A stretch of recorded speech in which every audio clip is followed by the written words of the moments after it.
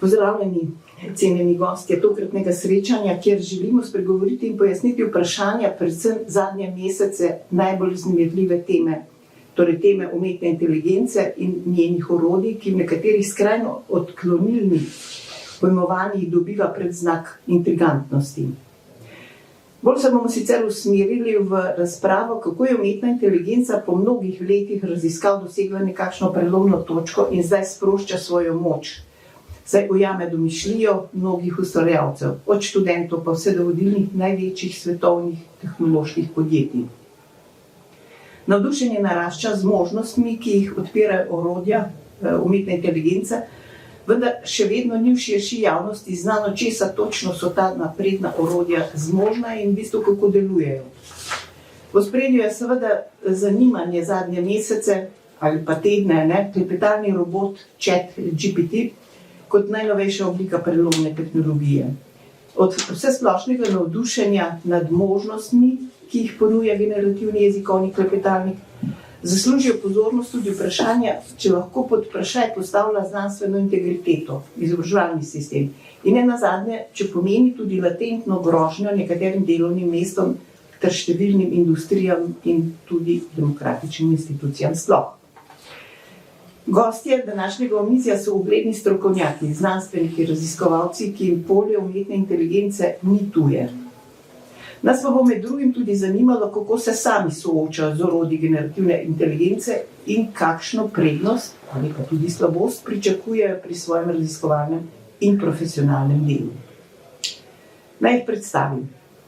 To je profesor dr. Blaž Zupan, vodja laboratorija za bioinformatiko na Fakulteti za računalništvo in informatiko, profesor dr. Andrej Bauer, profesor računalniške matematike na Fakulteti za matematiko in fiziko, profesor dr. Miha Ravnik, profesor matematične fizike na Fakulteti za matematiko in fiziko, profesorica dr. Špela Vintar, profesorica na oddelku za prevajalstvo Filozofske fakultete in profesor dr. Jože P. Damjan, profesor na Ekonomski fakulteti, ukvarja se s področjem mednarodne ekonomije, globalizacije, inovacij in tujih naložb in širšin. Skratka, vsi pa prihajajo z Univerze v Ljubljani. Vprašanje za vas, profesor Zupan. Kako na kratko opredeliti umetno inteligenco? Oziroma, kako razumemo njena generativna orodja, ki so v fokusu razprav v zadnjih mesecih? Težko vprašanje za na kratko, zato ker niti ne vemo, kaj je pravzaprav inteligenca, niti jo znamo točno določiti. Trenutno pa umetna inteligenca ni nič drugega kot postopki, ki znajo skrčiti ene podatke v ene tako zelo lahko preproste, lahko pa kompleksne modele in iz teh modelov lahko napovedujemo, a pa celo reproduciramo te podatke nazaj v določeni obliki.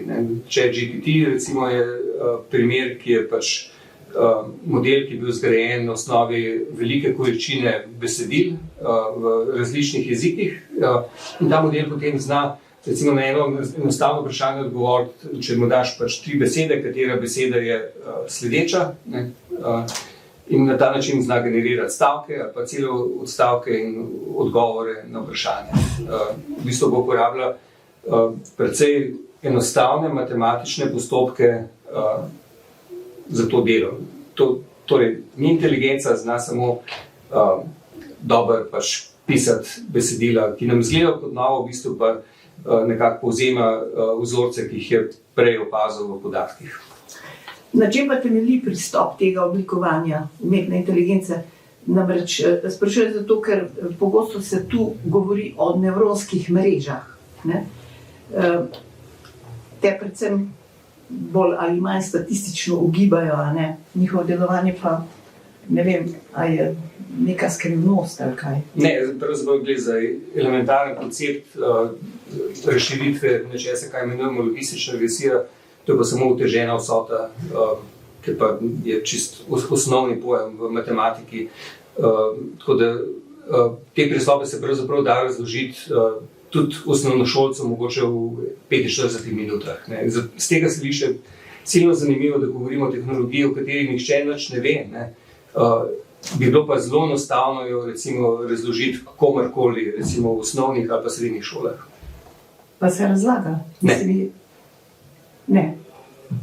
Mislim, pač na to je mogoče ni enostavno vprašanje, ampak skušamo pravzaprav te vsebine tudi na Univerzi v Ljubljani v sodelovanju z različnimi centri šolskimi in tudi v sodelovanju z Univerzo v Mariboru, skušamo te vsebine nekako vložiti v šolski sistem skozi zadnje vrata, to se pravi ne spreminjanjem predmetnikov, ampak z dodajanjem lekcij, ki bi bile lahko uporabne recimo pri geografiji ali pa pri slovenščini, ne, ampak žal pa niti v Sloveniji, niti prav dosti drugod se ne razmišlja, kako bi pravzaprav te vsebine zelo na hitro vključili v šolski sistem. Ne.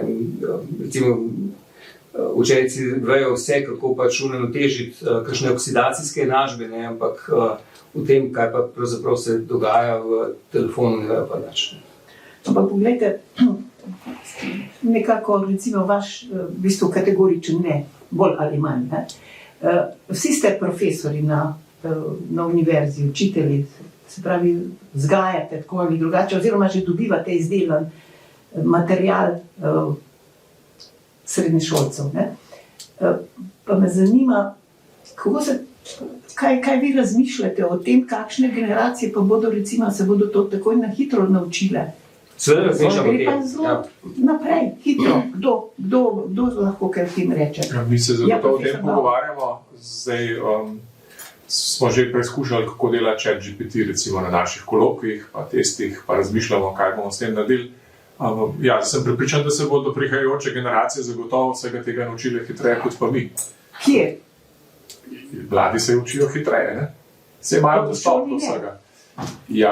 Zato, da bodo to uporabljale, ne rabijo šole. Zato, da bodo razumeli, kaj stoji zadaj za tem, pa verjetno rabijo kakšno šolo. Ampak, če se pogovarjamo samo o uporabi in o tem, ali bodo iznašli nove in originalne načine, kaj vse lahko s tem počnejo, nimam dvoma, da bodo. In to bolj kot mi. Meni je pokazal, moj nečak, star 18 let mi je pokazal, ko se ChatGPT uporablja. Tako. No, pa skrbeti nas mora nekaj drugega, ne? Ker ChatGPT je pač naredila ena firma, ne? Ki je pač dobila injekcije, ki so milijardne, ne? In ki bo svoj primat pač na tem področju znala pač dobro uporabiti. Ideja je pa, mislim, druge. Ideja je pa ta, kako mi v Sloveniji, ne, lahko kakšno tako firmo naredimo, ali koga, ki bi lahko uporabil to, zato da bi nam bilo lepš pa boljš. In ta problem je, ne, uporabniki, mislim, ChatGPT sploh ni problema uporabiti, kaj priješ tja in pišeš, to zna vsak, ne, razumeti, kaj pa je zadaj in kako recimo, ne vem, v kjerikoli firmi to uporabiti, zato da pač Slovenija lahko pač recimo dvigne produktivnost, kar bo Jože prav gotovo povedal, ne, da je to ta glavna ovira za našo penzijo, kaj ne bo. Jaz sem ta prva generacija, ki pravzaprav bo penzije ne bo imela. Mene to bolj skrbi. Ne, tega pa ni v šolah. Ne, tega pa to, da bo znal telefon uporabljati vsak za ChatGPT-jem, tega dvoma nimam. Ne. Šolski sistem pa trenutno ne obeta, da bi lahko torej nove generacije dejansko razumele, kaj se na tem področju dogaja. Kogarkoli pejte na cesti vprašati, kako dela ChatGPT, pejte 100 ljudi vprašati, ne. Jaz bi nastavil, da noben od njih ne bo povedal, kaj je zadaj. Zdaj morate paziti, da ne boste okrog tega faksa sprašvali, ker smo na FRE-ju. Profesor Ravnik, imate vi kakšno mnenje? Ne, jaz bi se pridružil temu mnenju, ne, da v resnici, jaz mislim, da smo dejansko mladi sploh, ne, so toliko bolj dovzetni do tega sprejemanja nove tehnologije, ne. Dejstvo že, ko smo mi gor zrasli, mobitelov še ni bilo, ne. Skratka, pa je dosti očitno, da jih vsi znamo uporabljati. Tako da tehnologijo ljudje očitno zelo preprosto znamo sprejemati, seveda pa v ozadju, kako ta tehnologija deluje, ne, to je pa nekaj drugega, ne. In jaz se tudi strinjam, ne, da ko smo bili učeni v tej smeri, vidimo, da za tem to visoko besedo umetna inteligenca, ne, se na nek način skrivajo algoritmi, matematični algoritmi, ki niso nič tako zelo strašljivi, ko enkrat prideš do tega, ne. In ko to se zaveš tega, ne, da so ti algoritmi nič tako zelo strašljivi, ne, se tudi tisti trenutek zaveš, da ta umetna inteligenca, ki pripisujemo vse te velikanske zmožnosti, ima le nek omejen doseg, ne, predvsem pa neko omejeno tudi natančnost oziroma pravilnost. Ne? In moja tista glavna skrb, ki se mi rojeva, ko se pogovarjamo o umetni inteligenci, je predvsem na koncu, da umetna inteligenca, da ljudje preveč zaupamo kot taki in da je njenim odgovorom kar verjamemo. Potem pa, da je vsaj z danes, mogoče bo postajala s časom boljša, dejstvo je, da ni natančna, da je samo zelo približno prav ali pa zelo narobe včasih. Ne? In ko se ljudje zanašajo na to in kar verjamejo, da ker je to umetna inteligenca in ker se je okrog nje je ta aura neke posebnosti in moči, se enostavno ne zavedajo, da to ni vse prav, da temu ne smeš verjeti. Ne smeš verjeti. In gre za tisto neko zaupanje in predvsem za odgovornost. Gre za odgovornost na koncu na nivoju, kaj ta umetna inteligenca generira.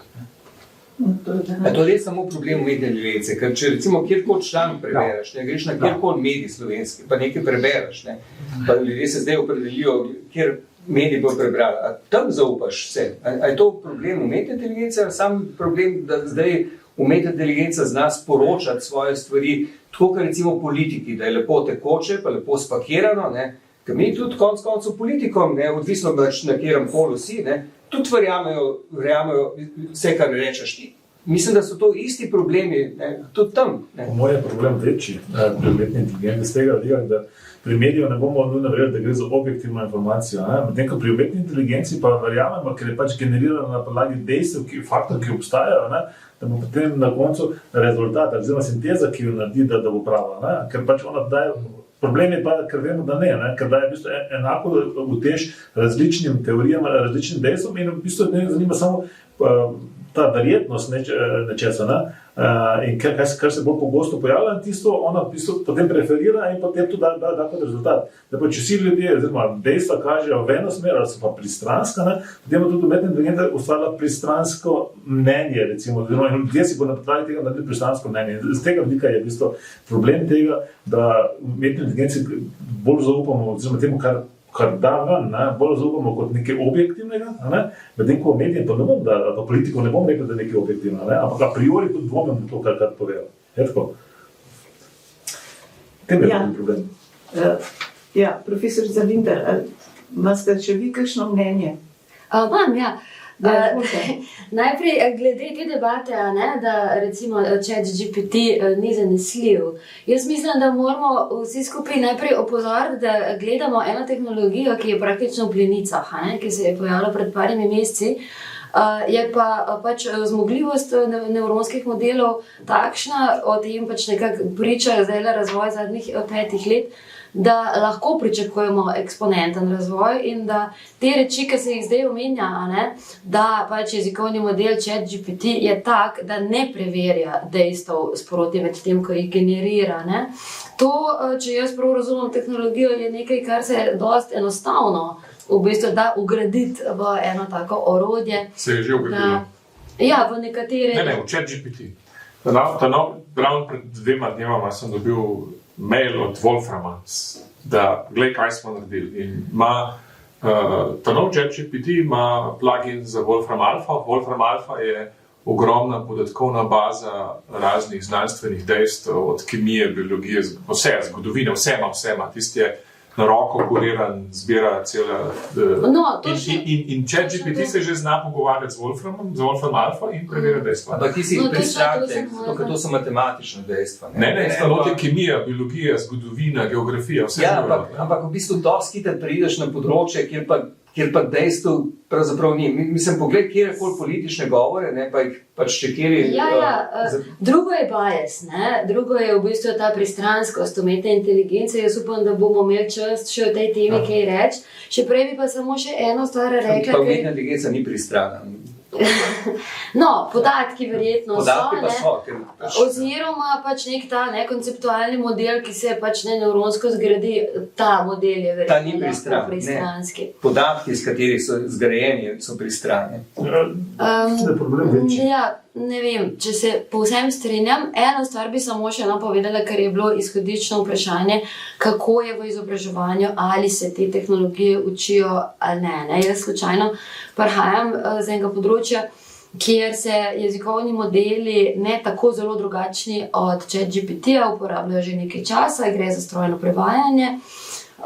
strojni prevajalniki so se nekako priplazili, mislim, obstajajo seveda že več kot 30 letja, ampak ravno nekako z razmahom nevronskih pristopov je strojno prevajanje tako zelo nekako dvignilo kakovost, da je pravzaprav zdaj smo v profesionalnem prevajanju, se pravi v nekih okoljih, v gospodarstvu, priča temu, da je delo prevajalcev resnično se spremenilo v popravljanje outputa nekih jezikovnih modelov.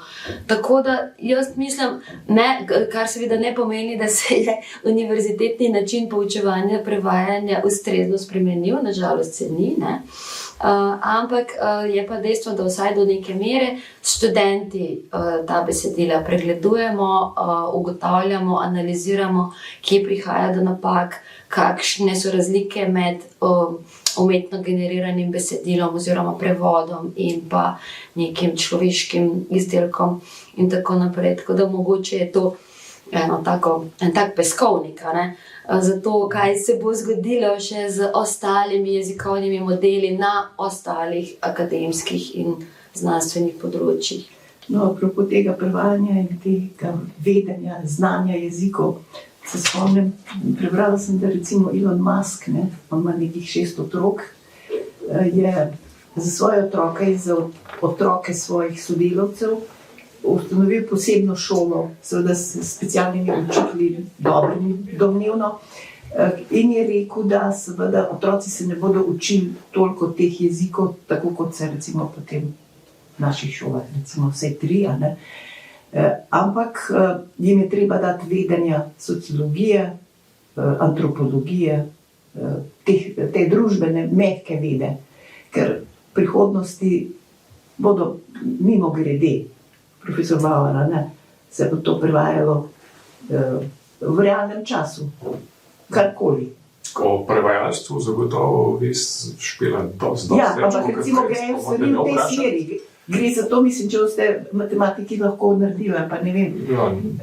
Skype že zdaj to dela, verjetno sprot prevaja, če ga lepo prosiš. Mogoče je bilo mišljeno zdaj tolmačenje, prevajanje in tako v realnem času, ki daš besedilo. To, kar v šoli rabijo, otroci. Ampak razvojili pa seveda naprej. No, v šoli otroci sicer ne prevajajo, ampak zdaj, če se podamo, pa se ne bomo v resnici podali, na področje učenja tujih jezikov. Recimo, če si predstavljamo, kar je tudi zdaj povsem neka realna prihodnost, da bomo ljudje lahko hodili z nekimi uhani, ki nam bodo pravzaprav znali v realnem času tolmačiti nek tuji jezik v naš domači jezik. A to pomeni, da se ljudje ne bomo več učili jezikov. To je tako, ne vem, ko so se pojavili kalkulatorji, a se je potem ukinila matematika iz vseh šolskih programov, se ni, Učenje jezikov je, hvala Bogu, prepoznana kot ena zelo pomembna komponenta za kognitivni razvoj. Jezik je pač osnovno sredstvo komunikacije že v družini in potem tudi kasneje za neko poznavanje sveta, drugih kultur in razumevanje nekega širšega konteksta dogodkov. Tako da ni rečeno, da bo zdaj učenje jezikov popolnoma usahnilo. Tako kot ni rečeno, da bodo ljudje nehali pisati, če jim bo pisal ChatGPT. Vsekakor. No, ampak po drugi strani pa obstaja velika skrb, da bojo ti sistemi umetne inteligence vedno bolj v lasti teh velikih tehnoloških podjetij. Ta seveda želijo zagotoviti, da je ta tehnologija ustrezno testirana, preverjena strani vas, znanstvenikov. Seveda želijo, da je to tudi neka priložnost vas, kot znanstvenikov, raziskovalcev, da sodelujete s temi velikimi tehnološkimi podjetji in seveda potem ustvarjate tudi kapital, da bo se proces razvijal naprej, tudi znanstvenega vidika. Kaj reči o tem? A obstaja tu kakšna? Ne vem, če bi se kar tako hitro strinjal s to izjavo, da obstaja interes velike industrije, da jo testira, da se jo znanstveno testira. Prej rekel, najbrž obratno. Ne? Velika industrija ima lastne razvojne oddelke, ki sami delujejo kot najbrž več univerz v enem podjetju. Ne? To so velikanski trusti, razvojni, znajo ustvarjati lastno znanost in tipičen način delovanja takih industrij, da je to znanje kar preprosto njihovo. To ni znanje od vseh. Ne? In tukaj prideš na ta svet odprte znanosti, ne? Ki ima seveda mnogo plaste, ni tako preprost, ne? Ampak velika industrija nekako noče, da se jo preveč testira. Ne? Vsaj po teh izkušnjah, ker tista industrija, s katero smo imeli zdaj v zadnjem času, ne, z družba že relativno veliko stika, so zelo socialna omrežja, ki so nekaj ti začetek tega, kar hočemo danes pojmenovati počas res bolj prava umetna inteligenca. Ne? In mislim, da po izkušnjah so pač algoritmi velikanov tipa Facebook, Twitter in podobni. To je tretjikrat. Ja, tisto je veselo, da veselo držijo zase. To je veselo, da držijo zase. Ne? In so vsi ljudje, ki na tem dejansko res fizično delajo pod hudimi pogodbami, se o tem ne govori. Ne? Tukaj oni noče biti testirani. Ampak obstaja na nek način en tak, morda ali bolj odkrit ali pa latenten strah med znanstveniki, ne? Da če utegne jo te nove tehnologije spremeniti znanost, da ali ne? Ali pa recimo... Jaz mislim, da absolutno, ne? Jaz mislim, da absolutno, pa že spet, to ni nekaj, kar bi nas prav zelo presenečalo.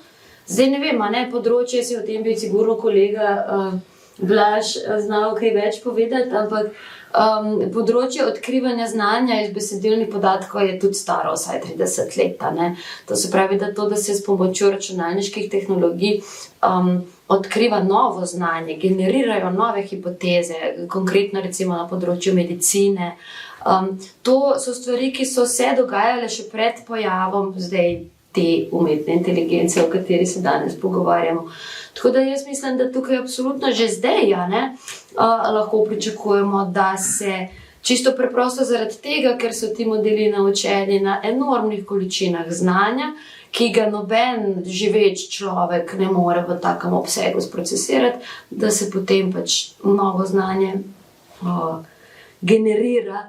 In jaz si to tako predstavljam, ne, tako kot imamo zdaj popravljalce strojnih prevodov ali pa človeške popravljalce besedil, bomo imeli pač popravljalce znanstvenih hipotez ali pa ne, validatorje nekih novih generiranih znanstvenih člankov. Ja, profesor Damjan, mislim, da... Tega imamo zdaj pomislek, ja.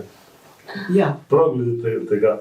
Ne vem, če ste brali tudi ta zadnji članek, ki so ga imeli Nomski in kolegi v New York Timesu.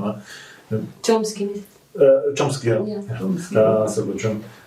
Ja, meni se zdi glavni problem tem, ne, pa imam zelo velik respekt do tega razvoja umetne inteligence in je zelo uporaben in tako naprej, ampak na področju znanosti, ne, pa ne tako zelo. Kaj dela umetna inteligenca? Se pravi, pregleda veliko bazo podatkov, poišče neke vzorce in v bistvu samo permutira, oziroma rekombinira znana dejstva in jih premeče v neko novo sintezo. To naredi. Ampak, a je sposobna ona v bistvu generirati novo teorijo? Ni. Recimo tam Chomsky in ostali dajo eno dober primer, recimo jabolko. In imaš jabolko v roki, ga spustiš iz roke in potem umetna inteligenca to zadevo analizira in v bistvu ugotovi, da je vzorec ta, da jabolko lahko pade, če ti razpreš roke. Ampak, lahko ona iz tega izpelje teorijo gravitacije? Vse je tudi Newton ne more samo iz tega dejstva. Mislim, da je to pojmovanje umetne inteligence malo poenostavljeno. Ta vidik je potrebno, se pravi, v bistvu znanstveniki so pa kreativni. Tem je v bistvu, umetna inteligenca ne more biti kreativna. Ona v bistvu samo rekombinira znane zadeve, ne more biti pa kreativna samo sebi, ona je kreativna z tega vidika, da v bistvu falsificira zadeve, recimo, ne. Koliko je bil moj primer, ko sem poskušal, recimo, poskušal sem, a je uporabno zapisanje znanstvenega članka. Se pravi, recimo, ali lahko naredi najbolj preprosto zadevo, to je literature review. In kaj se je zgodilo? Tako kot pri vseh ostalih, ko sem kasneje bral, se je zgodilo to, da si v bistvu zmislil nove vire. Na podlagi Skombinirala na podlagi znanih člankov, je na podlagi verjetnosti, ko se besede pojavljajo, je skombinirala čist fake reference. In ko poznaš področje, gotoviš, to pa ni uporabno. Mogoče dobro za napisati summary, ali pa abstract. Jaz mislim, da ste narobe uporabili. Bravo, točno to sem jaz hotel povedati. Točno to je problem Chomskega članka, ki sem ga jaz tudi prebral. To je približno tako, da če rečeš, pismo, izumili so kladivo, ampak ful slabo žaga deske. Namreč Chomsky v svojem članku, tako, mislim, on je pač genijalc, neskončno bolj pameten, ker najbrž vsa ta moja hiša tlele spodaj, ampak on je pozabil, da pač ta bot ni nič drugega kot generator pač stavkov. On je v svojem spisu pozabil, zakaj sploh gre. Da pač njegov namen ni bil predlagati nekaj novega, ni bil pač raziskovati ali karkoli. To je pač samo generator stavkov. Naučil se je lepo oblikovati besedila, ki lahko pač kontekstno sledijo temu, kar ga jaz sprašujem ali pa kar jaz govorim. In ta tehnologija je pač preprosta, ampak ni pa namenjena temu, kar je on razpravljal.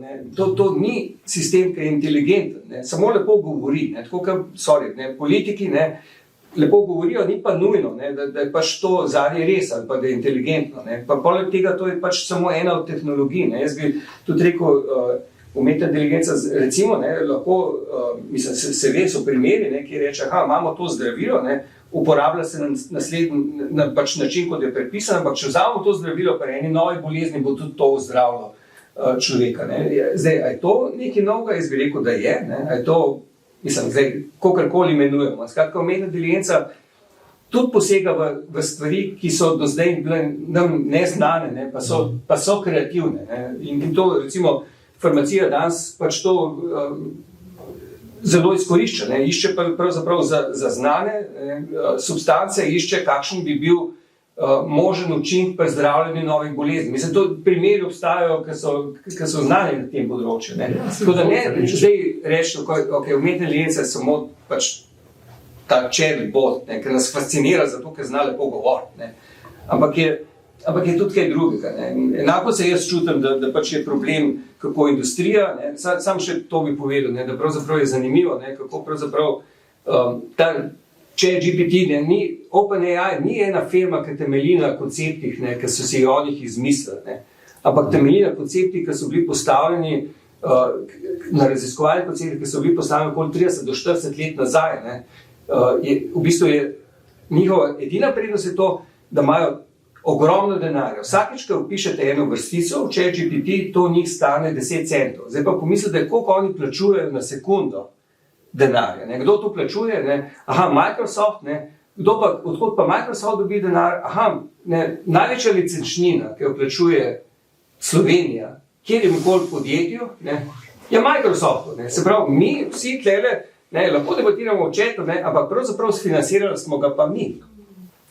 Največji problem, če se mi tukaj pogovarjamo, kako umetno inteligenco pripeljati v šole, v izobraževalne ustanove, kako jo učiti, kako spreminjati naše pedagoške prakse in tako naprej. Pogovarjamo se pa o tehnologiji, ki je že zdaj komercialna in še bolj komercialna bo. Tako da jaz ne vem, jaz se pač pol to vprašam, kaj. To je tako, kot da imaš, razred, kjer ima samo polovico učencev učbenik, ti jih moraš pa nekaj učiti. Skratka, tle mislim, da nimamo prav svetlih obetov. No, profesor Damjan, vi pri vaših raziskavah, ko recimo raziskujete in nekaj napovedujete, recimo ekonomsko obnašanje ali pa inflacijo ali karkoli, a bi vi zaupali recimo tej generativni umetni inteligenci, ne mislim zdaj četa. To jaz običajno uporabljam. Preden sem bil tale GPT pa to razvit, ampak tale mehanski, jaz to imenujem mehanski pristop k recimo kariranju ekonomske politike. Imamo en taka dva lepa primera z ekonomije. No, samo pa da bi potem mi lahko zaupali. Se to hočem povedati, in to uporabljati še nekaj za razlago. Imamo recimo eno za, veste, ta neoliberalni del ekonomije, tam kot Chicago si več čas prizadeva, da bi v bistvu državo izločil iz odločena, da država ne bi ničem odločena, ampak imamo neka mehanska pravila. Da lahko v bistvu ne rabiš ti centralne banke, namreč, ker to lahko dela eno preprosto mehansko pravilo. In so se izmislili Taylorjevo pravilo.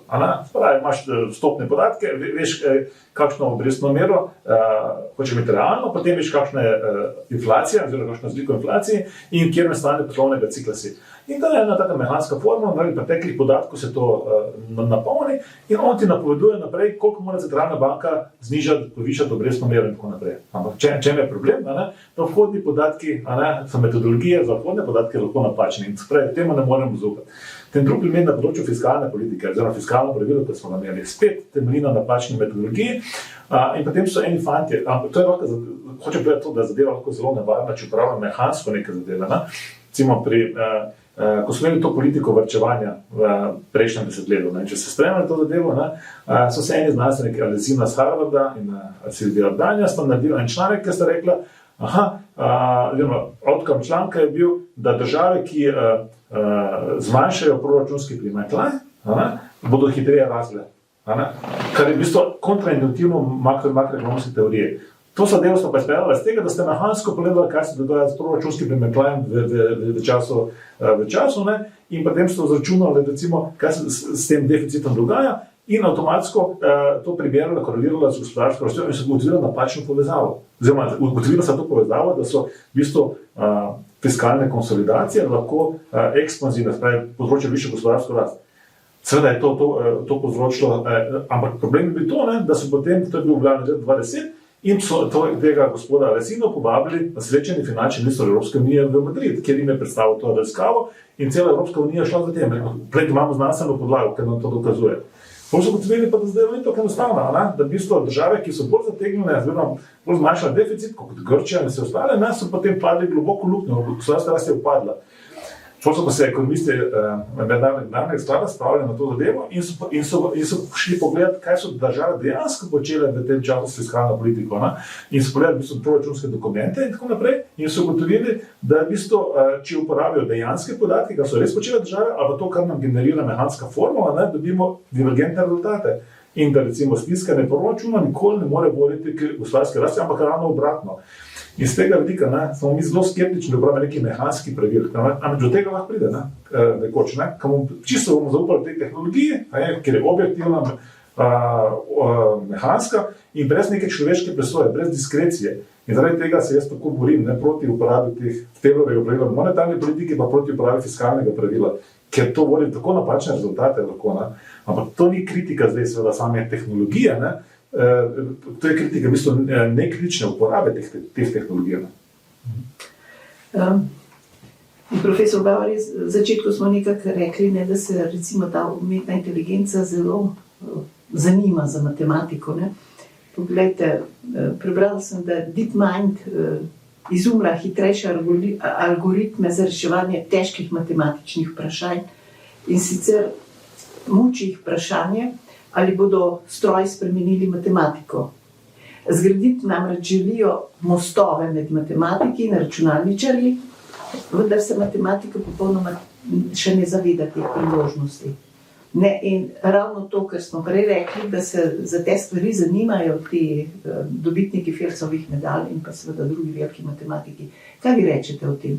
Zakaj so se ravno, recimo na teh novih tehnologijah oziroma umetne inteligencije, toliko se na nek način piše v zvezi z matematiko?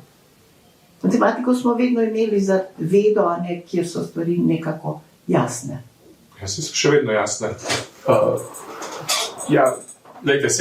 Na obzorju je neka tehnologija, za katero se zdi, da bi lahko zelo pripomogla k razvoju matematike in mislim, da je povsem naravno, kot na vsakem drugem področju, da se bodo ljudje za to zanimali.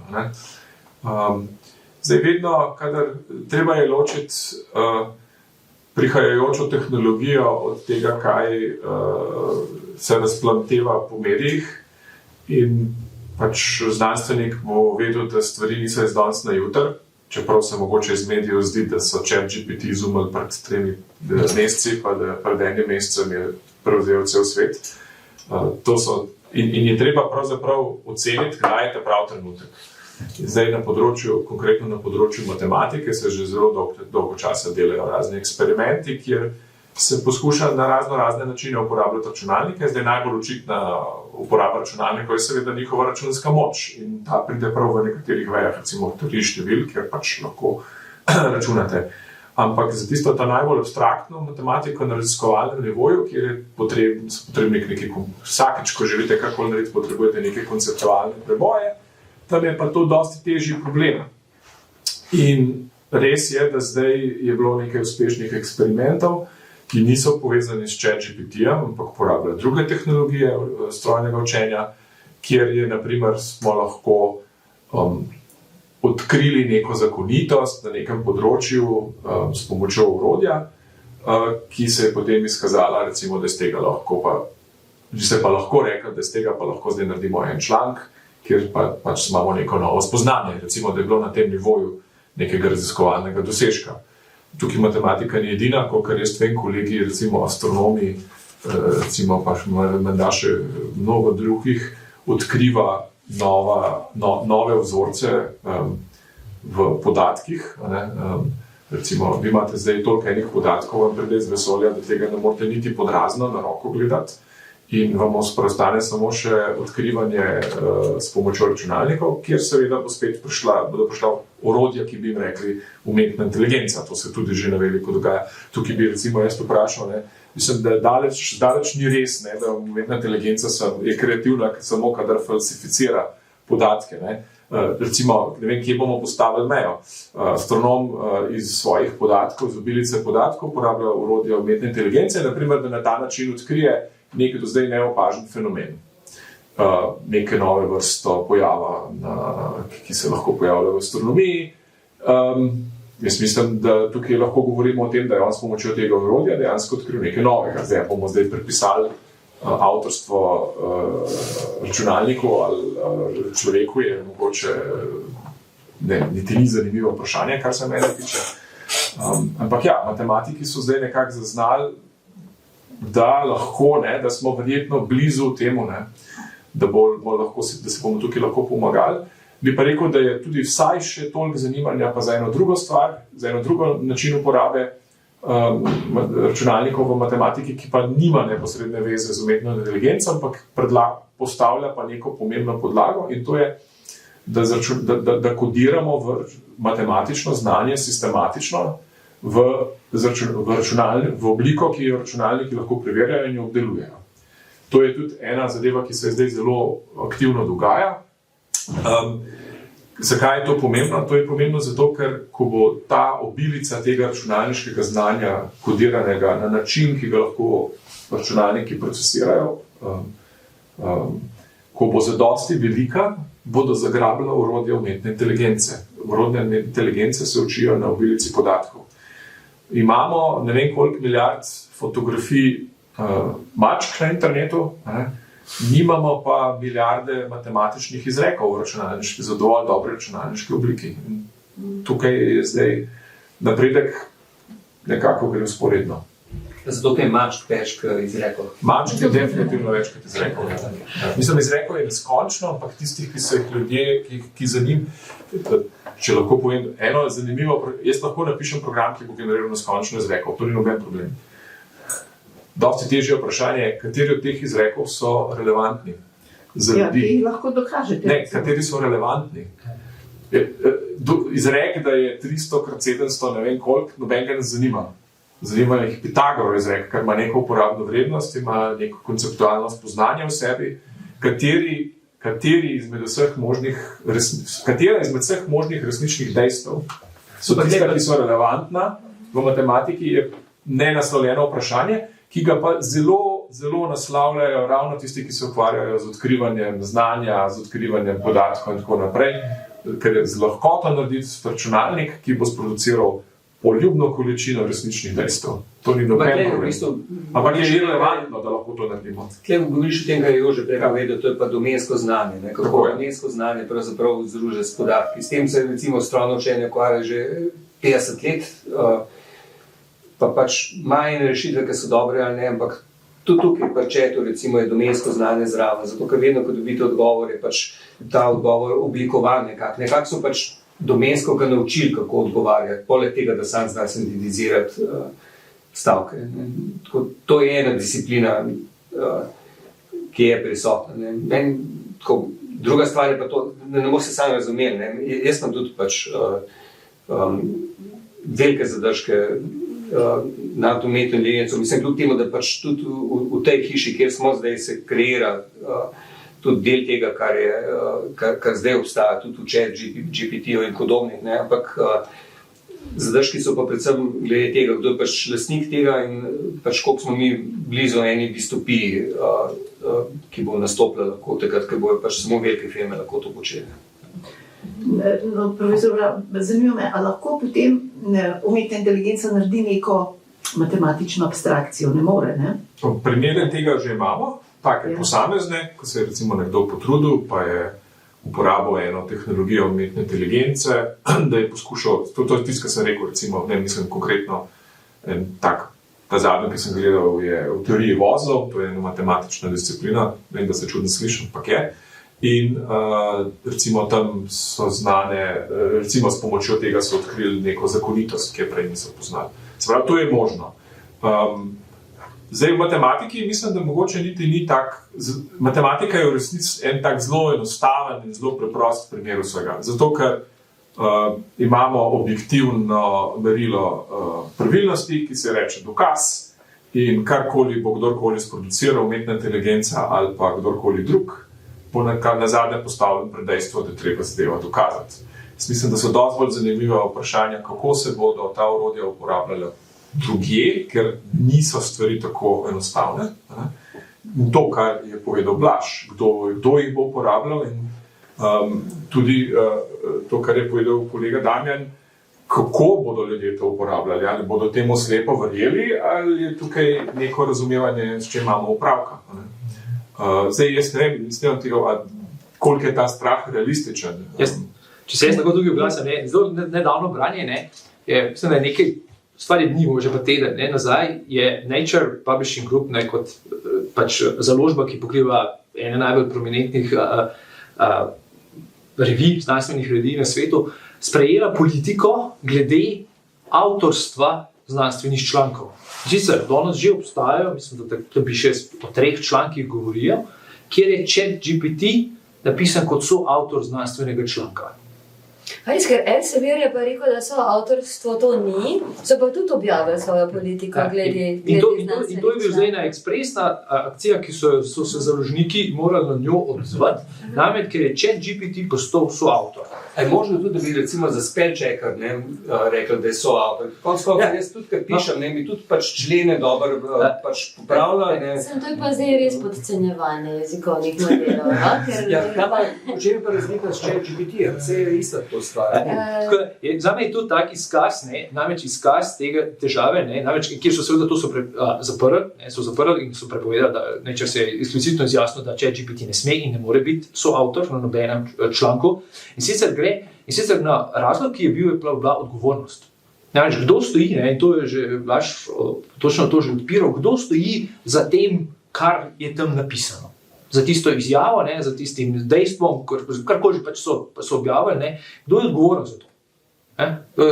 In to se mi zdi tak zelo hiter primer, namreč, ko umetna inteligenca dobi neko vlogo, postaje avtor, če ga kdo bo lastnica, kar naenkrat postane lastnica avtorskih pravic. Ne vem, če se spomnite tega škandala, ki je bil kakšno leto pa pol. Ena od revij, pač založbe Springera, ki sicer na stotine znanstvenih revij objavlja, je imela nekako tako precej veliko število člankov na podobno bizarno neko kombinacijo gradbeništva in športa. In potem pa tako je bilo, da je bilo nekako v enem mesecu teh objav 20-30, res velika v njihovih spletnih, torej v spletni izdaji te revije. In ko so šli to gledati, so seveda ugotovili, da ti avtori ne obstajajo, inštitucije, ki so bile podpisane, ne obstajajo. Skratka, velik škandal za njihovo recenzentsko in uredniško politiko, ampak skratka, že kakšne 2 leti nazaj ali pa tako, so algoritmi bili sposobni generirati popolno. Vse tudi ta primer, da je bil članek sprejet na eno kar znanih, ne vem, na ACL, na eno od teh kar znanih NLP-jevskih konferenc je bil generiran članek sprejet. Ja, se je to zanimivo, ne? Mislim, teh problemov je še in še, ne? Jaz sem recimo videla, da so sprašvali vas kao akademike, ne? A bi dovolili, da vam bi ChatGPT pomagal pri pisanju akademskih člankov. Zanimivo, 58% več kot od 3600 bralcev tega briefinga je odgovorili, da absolutno ne. To je totalna neumnost. Sorry, no. To je pa res, to je pa čist out, ne. Ker je že vprašanje bile sem. Mislim, pa dajmo nekaj, jaz recimo Grammarly sem predvsej uporabljal v zadnjih. Grammarly pač, ker bi popravila pač tudi gramatiko, ne, in sem se predvsej naučil od njega, zdaj člene celo približno znam postavljati pravilno v angleščini, boljš kot pred, ne. Predtem sem spellchecker uporabljal, ne, predtem sem v bistvu začel uporabljati Word, ne. V osnovni šoli sem uporabljal tudi pisalne stroje. Pejmo zdaj nazaj do pisalnega stroja, ker Grammarly ni nič drugega, boti niso nič drugega kot pač en model, ne, ki meni omogoča Slovencev, da končno uporabljam angleščino tako, kot zelo dober native speaker. Ne. Mislim, zakaj tega ne bi smel uporabljati? Se tu ne gre zdaj samo za to. Ne, mislim, to pomoč, ja. V načinu uporabe. Absolutno, ampak govorimo, uporabljati kladivo zato, da pač zabijam žeblje ali pa tolčem po glavah. Ne. Je isto orodje. Ne. Se pravi, v bistvu smo mi tisti, ki bomo presodili, na kakšen način bomo uporabljali. Ne. A bom jaz pač rekel, če je to, tlele imaš par bulletov, napiš mi članki z njih, ne. Ali bom pa rekel, da mi pač pomagi oblikovati mojo pač polomljeno angleščino v tako obliko, da bo izgledala super. No, jaz mislim, da tle je bistvena razlika, med tvoja primerjava s kladivom, ker pisalni stroj, spellchecker, Grammarly vendarle vsebine ne tvorijo. ChatGPT pa jo tvori. Ni nujno. Lahko mu pač rečem, samo popravim besedilo. Lahko mu daš odstavek, ki ga popravi, lahko mu pa tudi rečeš, napiši mi na to temo. Ker recimo študenti to uporabljajo na ta način, da se seminarsko pripravljajo. Ja, mislim, to je še zelo pomemben moment. Ali samo pomoč, ker potem so poprašali sam ChatGPT, ne? On je rekel, da odnos med ljudmi in umetno inteligenco ni tekmovanje, ampak partnerstvo. Dobro so ga naučili. Dobro se naučil. Dobro se naučil, ja. No, ampak to je točno tako, kot bi politik odgovoril na kjerokoli tako pač bolj občutljivo vprašanje. Vprašati se mora, zakaj odgovori politikov zvenijo, kad jih je naredil ChatGPT. Povprečenje. Dobra konstatacija, ja, to je res, ja. Ampak prej smo nekako načeli to vprašanje ekonomskih učinkov, ne. Predvidevajo, da bo rast učinka umetne inteligence približno $3 bilijone do leta 2024. Profesor Damjan, ne. Skupno letno rastjo za 37% do leta 2030. A vas to čudi? Ne, se mi zdi to fantastično, to je super. Jaz vidim, da je zelo veliko uporabnost te tehnologije na kjerkoli področjih, ne? Tudi v ekonomiji, v podjetjih in tako naprej. Tako da to lahko bistveno pomaga pri analizi podatkov, pa tudi pri napovedi in tako naprej. Ampak še vedno uporabljamo na koncu nekoga, ki je v presodu, ki se mora diskrecijsko odločiti, ko imaš neko analizo, tako kot recimo ChatGPT, umetna inteligenca ti pomaga recimo pri diagnostike, se pravi, to se že na veliko uporablja, se pravi, imaš veliko bazo podatkov in potem ti dobiš nek nov vzorec noter in ti v bistvu poišče na podlagi dosedanjega vzorca in ti pomaga pri neki, dati več možnosti vanjem, ampak ko mora nekdo to pogledati, kot je bil tale Dr. House. Nekdo mora to ljudje pogledati, pa videti, a ta zadeva je smiselna ali ni smiselna, tako naprej. Ne morem se samo na to zanesti. Recimo, jaz ne povem ta moj primer, ker sem imel s kolegi iz fakultete za matematiko in fiziko, ko so 15 let že nazaj. So delali za velikih podatkov, tako so bili v začetku v modi in so delali za en največjo slovensko zavarovalnico. In so tam analizirali te velike podatke in so bili ful vzorcev, zgostitev in tako naprej. So rekli, mi to vidimo, ampak mi ne vemo, kaj to pomeni. Zdaj pa imamo nekoga, ki nam bo povedal teorijo, zakaj se ljudje tako obnašajo. Tako da v bistvu uporabnost tega je ogromna, ampak še vedno bo pa potreben tale človeški faktor tukaj noter, ki bo znal to zadevo pravilno uporabiti, pa uporabiti seveda za to, da bo z tega delal na koncu profitno. Poglejte, potem domnevno je 531 milijard dolarjev nerazporejenega kapitala, ravno v tem razredu tveganega kapitala, ki bo šel recimo v te nove tehnologije.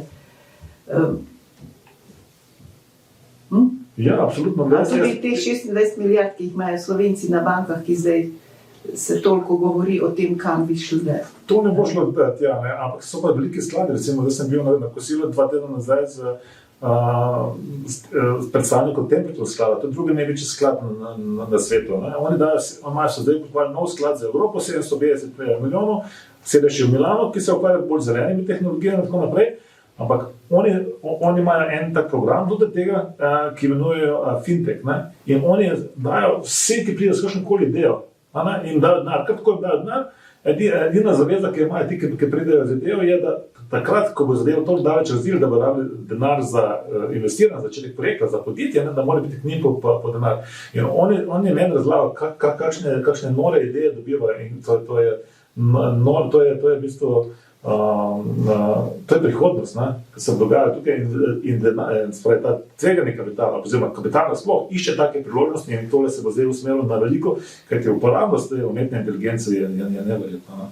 In to bomo v prihodnjih letih videli tako velik razvoj, tako velik razmah tega, da se po mojem trenutno še težko predstavljamo. No, se je zanimivo, v Silicijevi dolini grejo še nekoliko naprej, ker pišejo, da nova tehnologija osvobaja človeka, in pač te apologeti to je pa totalno out. To so meni govorili v osnovni šoli. To je pa taka prevara. Se tudi delo osvobaja.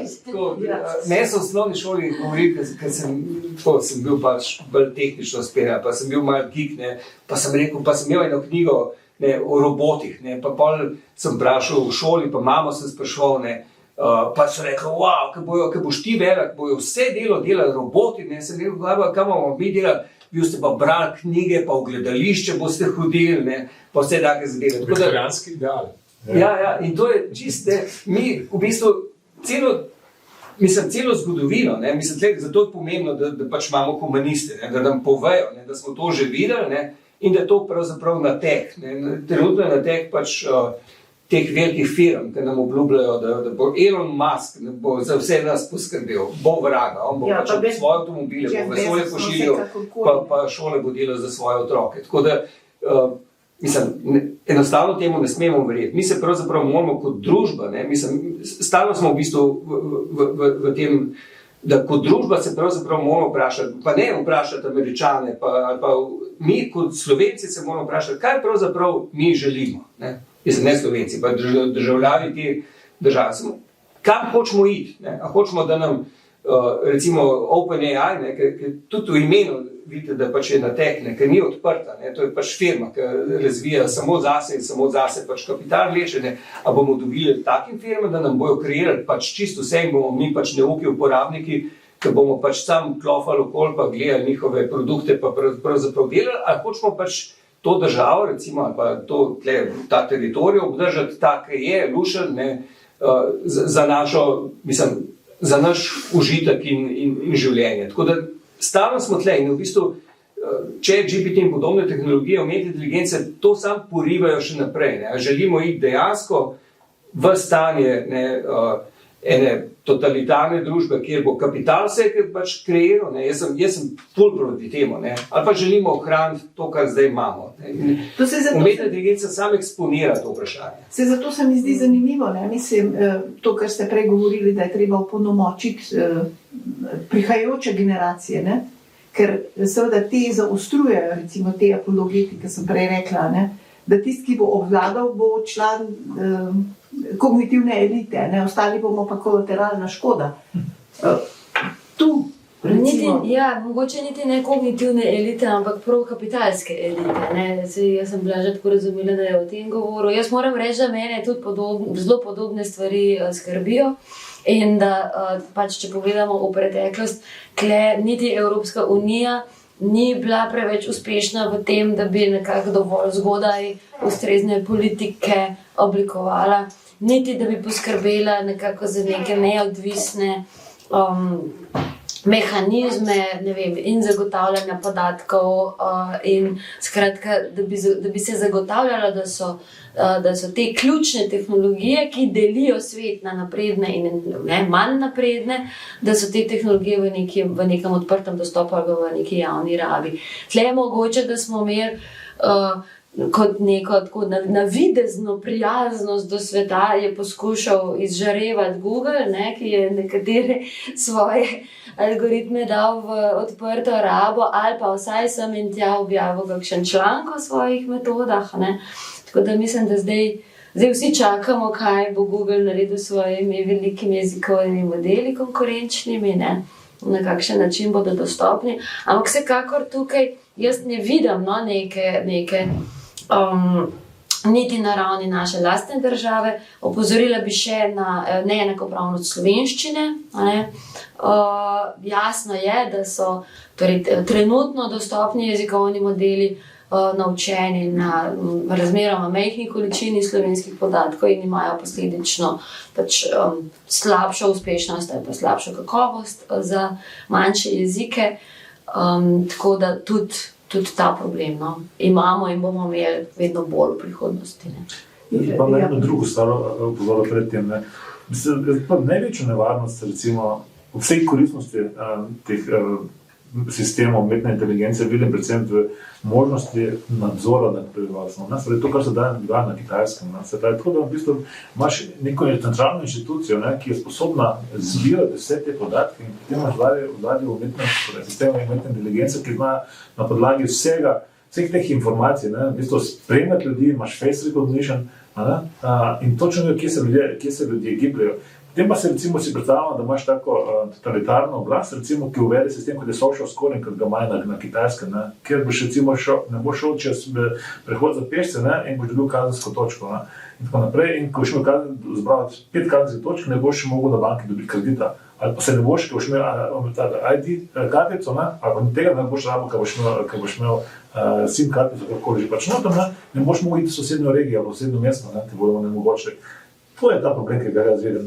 Ta sistem ali pa mehanizem umetne inteligence so tako močne so možne zlorabe tega, da dvomim, da ne bi države tega izkoriščale. Mislim, da Kitajska to že bogato izkorišča.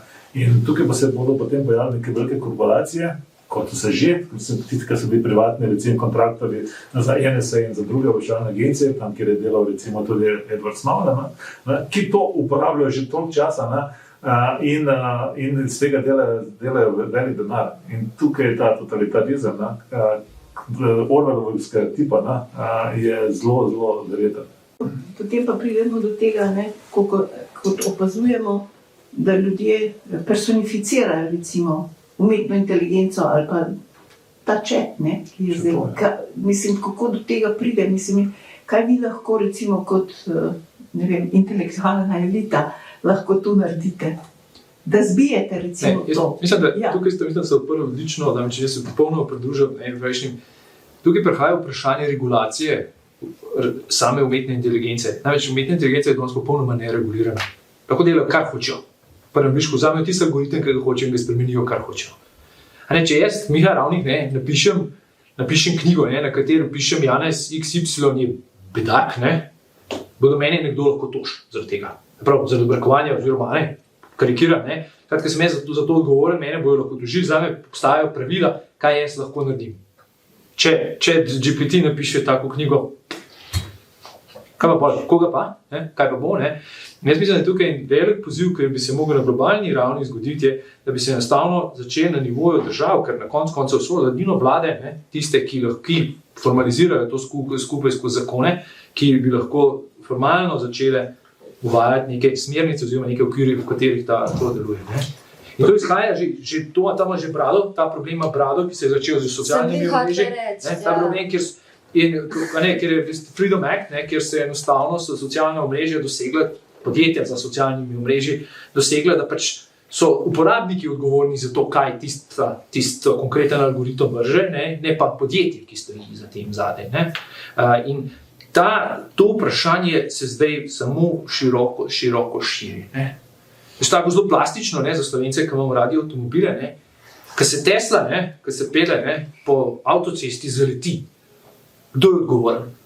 Pa deluje na avtopilotu, Kdo je odgovoren? Jaz, ki sem jo kupil, ali Elon Musk, ki je kot lastnik firme, ki je Teslo naredila.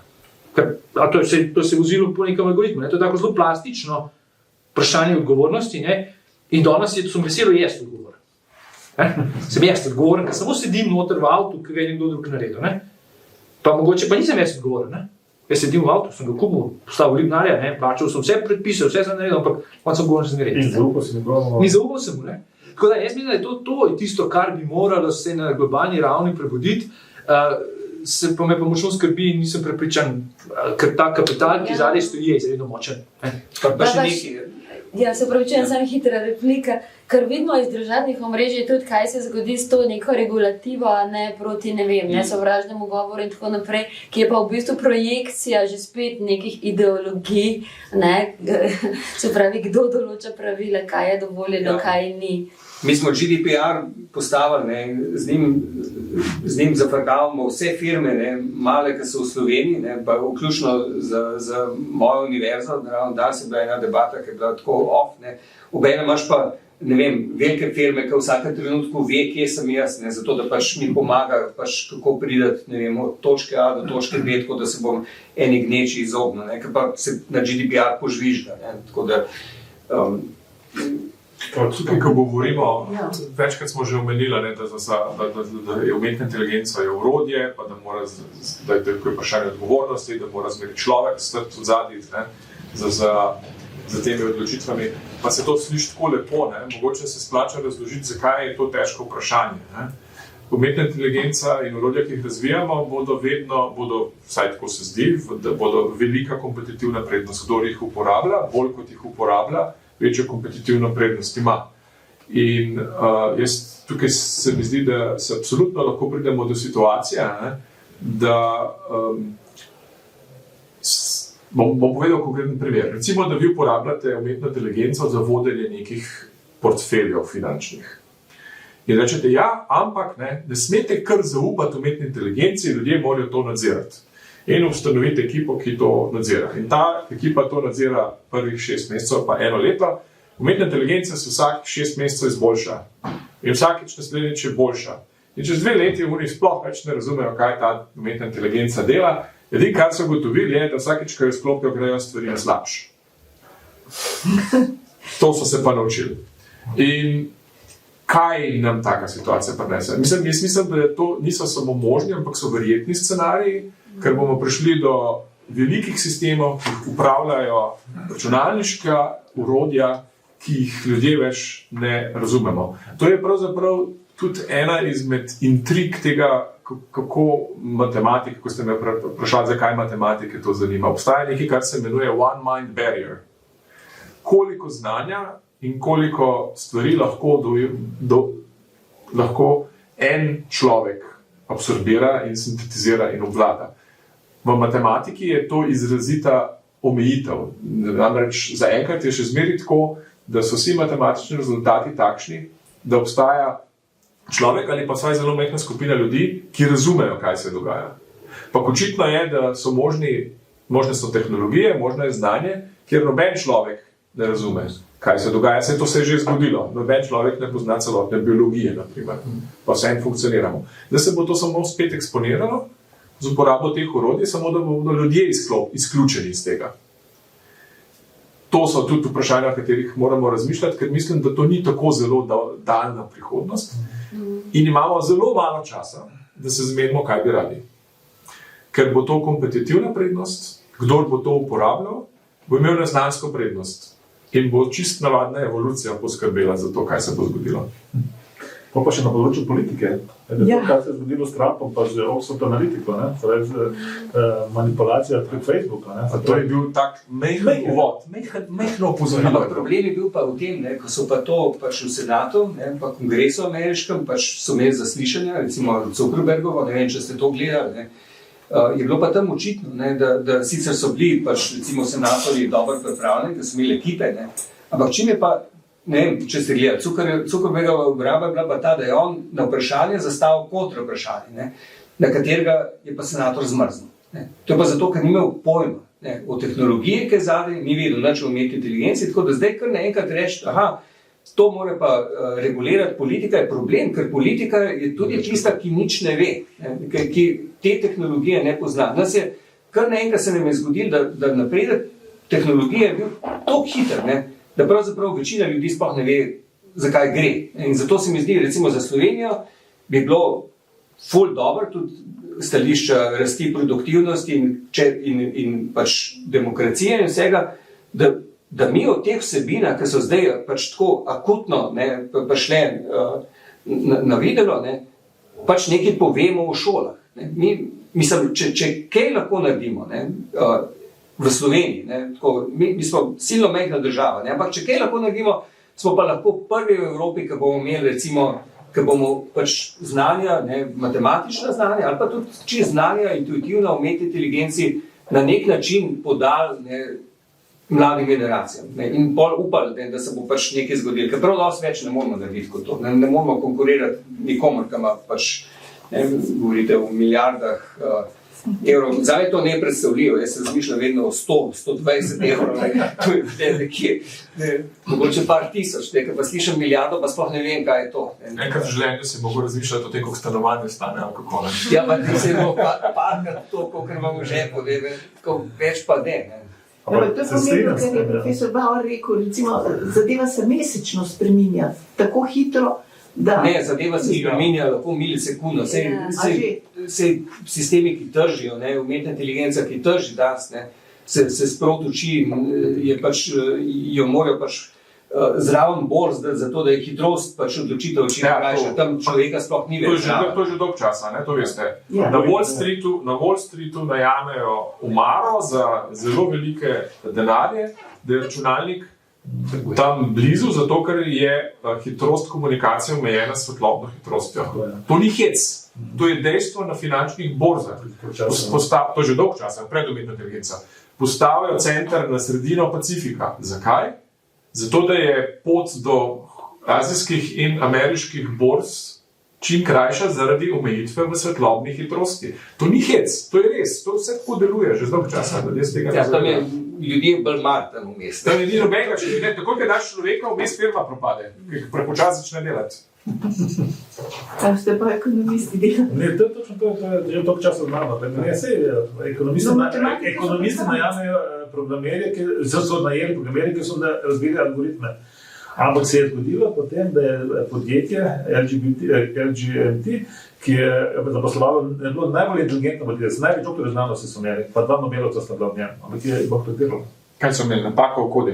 Ne, to sploh ni bil dodaven problem. Problem je, da moraš ti predvideti določene stvari.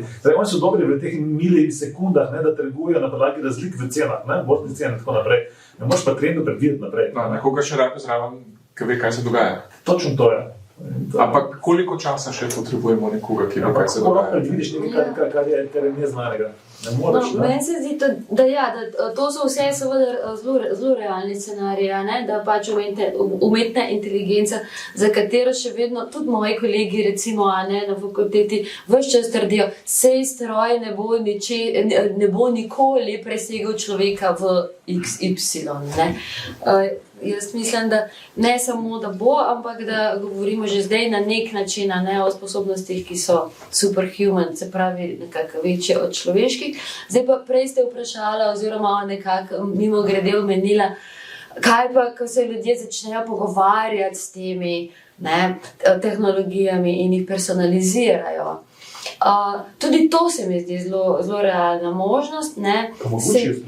Ena taka zgodba je bila s to Googlovo Lambdo že pred skoraj 1 letom, ki se je zelo uspešno pretvarjala, ne, da ima zavest, da ima čustva, da je sposobna razmišljati in razpravljati o lastni smrtnosti, o takih zelo temeljnih vprašanjih bivanja in obstoja. Ne.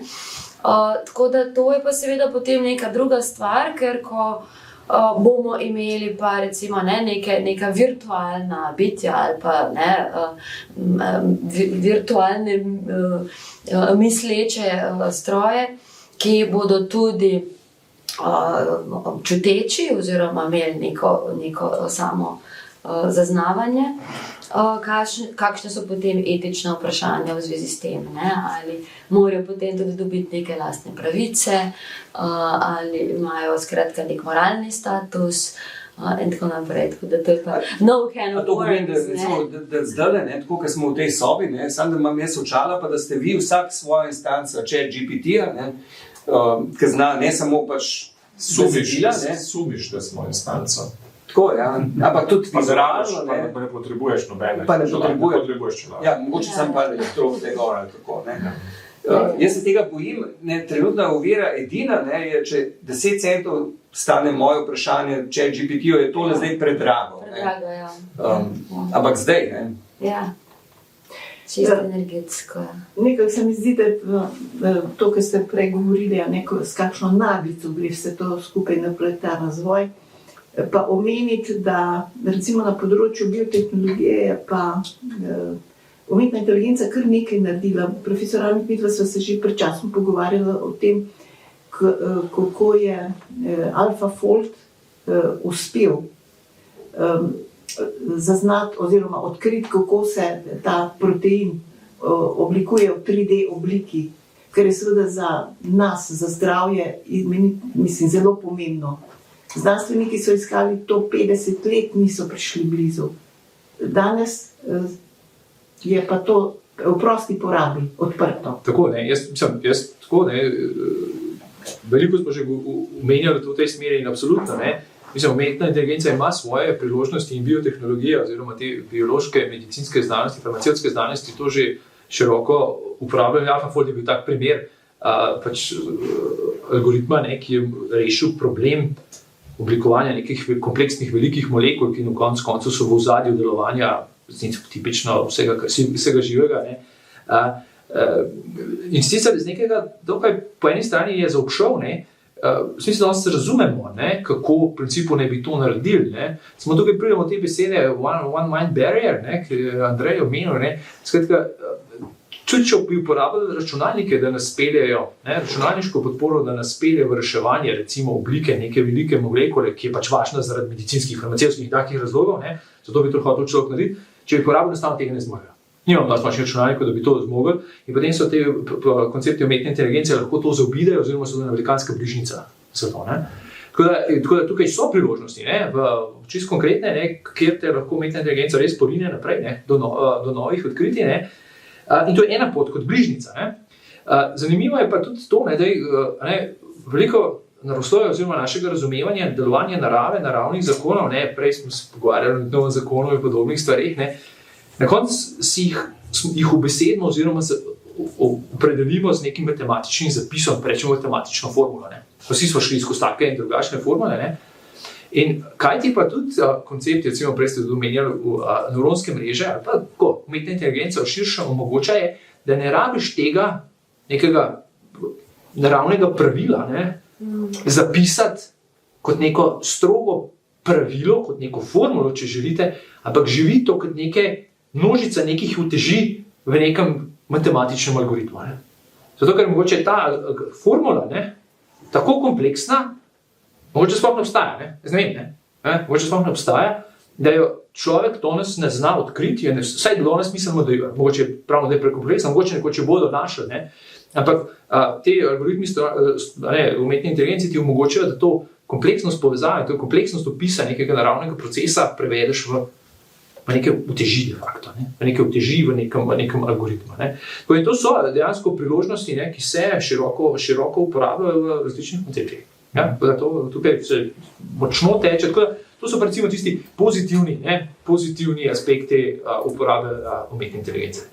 Da se tu navajajo recimo lanskega junija, ko je še bil ta COVID, pa te reči, so južnokorejski regulatorji dovolili prvo zdravilo v zgodovini, to se pravi cepivo proti COVID-19, izdelano iz nove beljakovine, ki so jo oblikovali prav, recimo v teh laboratorijih.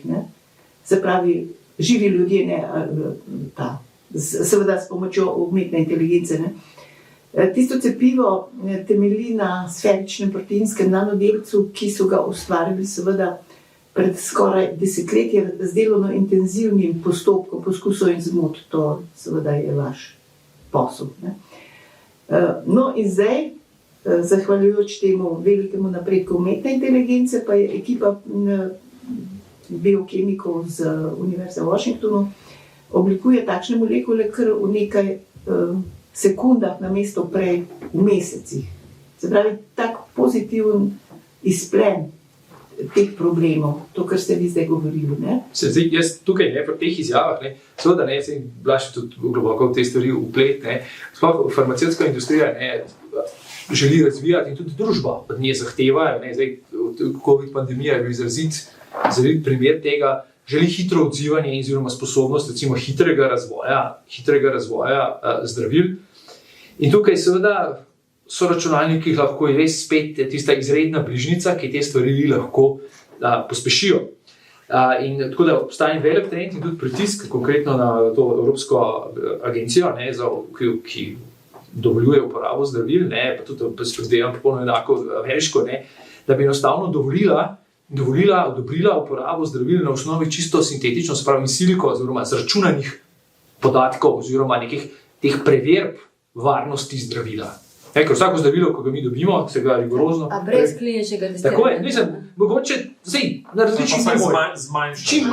Čim manj, želimo čim več izriniti tega dejansko preizkusa če hočete, laboratorijih, z živimi ljudmi in z vsem, ker je to čas, denar, vse, kar je, in to poriniti v računalnike. Seveda, prednost je to, da bo to hiter, to je že fajn, ampak jaz, iskreno povedano, jaz nisem čist prepričan, če sem jaz čist, zaupam tem naši umetni inteligenci, da je res tako inteligentna, da bi jaz zaupal do take skrajnosti, da ona napove magično zdravilo in jaz ga kar lepo pojem. Tako da, jaz mislim, da tukaj treba neko tako modro... To bodo vnuki naši, bodo to delali. Jaz se bojim, ker se bojimo tega. Mi se še bojimo, naši vnuki bojo pa mogoče že mogli tako tudi ta rizik že kar sprejeti. Ampak se upaš voziti čez most, čeprav nisem naredil majhne makete, pa so samo zračunali tiste diferencialne enačbe, pa so ga pa kar zgradili. Naši mostovi bolj stojijo, kot oni srednji. Kaj se ne bomo vedeli, kjera zdravila? To je isto, kot zdaj, ne vem, z temi žuželkami v prehrani, pa z označevanjem gensko manipuliranih. Vprašanje, ki ga izpostavljaš, je v osnovi vprašanje statistike znanosti, kako boš dosegel dovolj dobro statistično raven varnosti.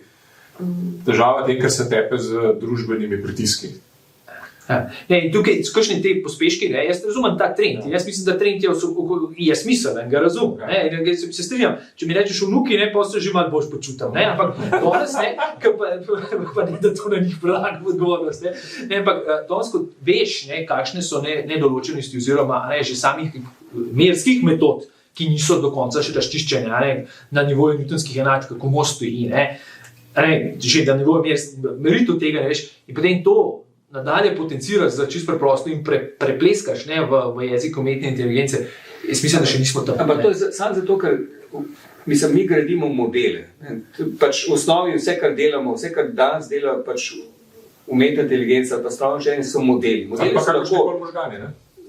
Modeli so lahko bolj kompleksni ali pa manj. Biologija sama po sebi, organizem, pač za neskončno interakcijami raznih proteinov in mehkih molekul, je blazno kompleksna. In ti, če hočeš model tega zgraditi, je to zelo težko. Zato je v bistvu praktično nemogoče, da bi umetna inteligenca točno rekla, kakšna je reakcija na določeno novo molekulo v organizmu, ker je organizem prekompleksna stvar. Najbolj popoln model organizma je organizem tak, kaj je.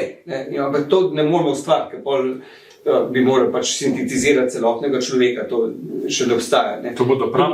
In isto je ChatGPT in podobne stvari. To je tudi model.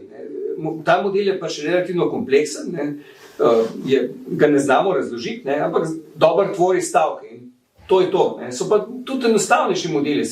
Včeraj sem ravno z ekonomisti, ne, tako, ki vodi profesor Mramor, ne, iz vaše fakultete, ne, govoril, kako recimo pa, kjeri so tisti faktori, ne, ki bi vplivali na blaginjo Slovenije. Ne. A lahko to iz podatkov izlušimo in izkaže se, da do neke mere lahko. Ne.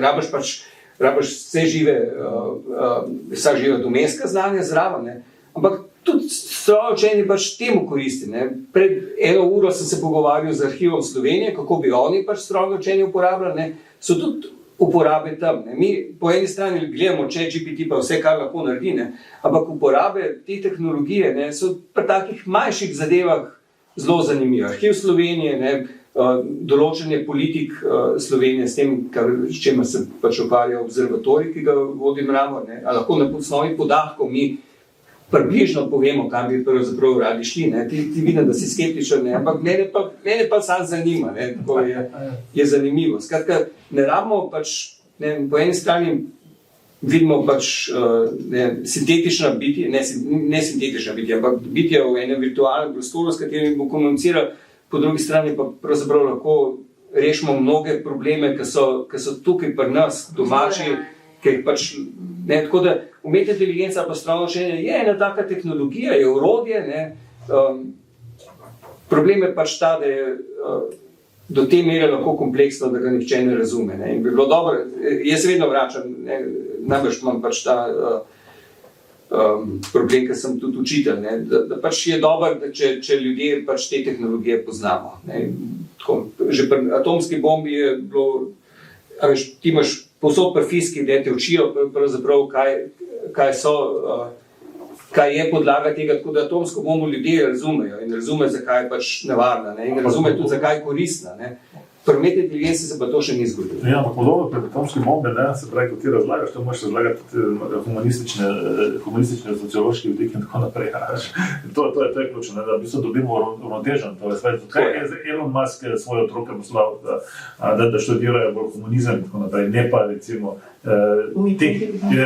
recimo jezik ali pa tehničnih zadev. Ker je pomembno razumeti, pomembno je nek kontekst to zadevo postaviti.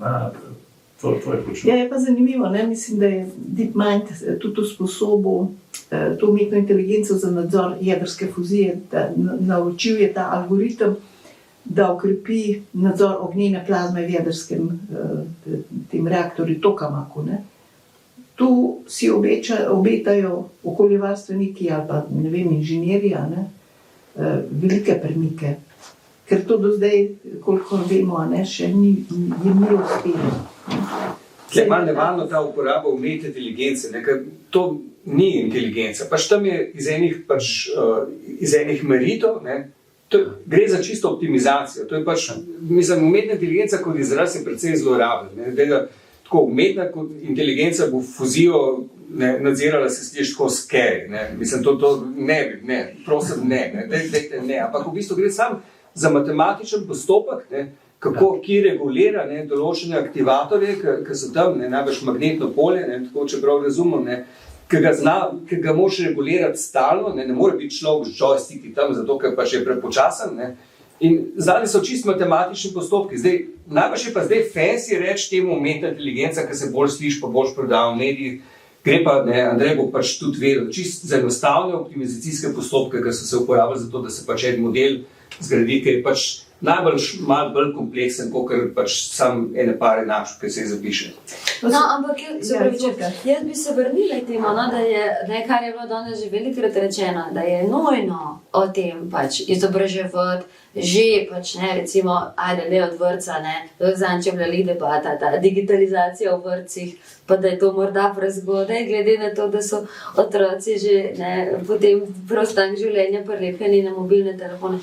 Ampak skratka, ker se da, ne, ravno včeraj sem pa jaz gledala predavanje od kolega vašega Slavka Žitnika, ki ga je imel v okviru tedna možganov in je uporabil primere iz ene knjigice za 5-letne otroke, praktično, ki razlaga delovanje nevronskih mrež na tako en tak luštkan in prisrčen način, ne, da to celo otroci, predšolski otroci praktično lahko razumejo, kako se nevronska mreža uči, bilo je pa na primeru v bistvu prepoznavanja slik. Ne.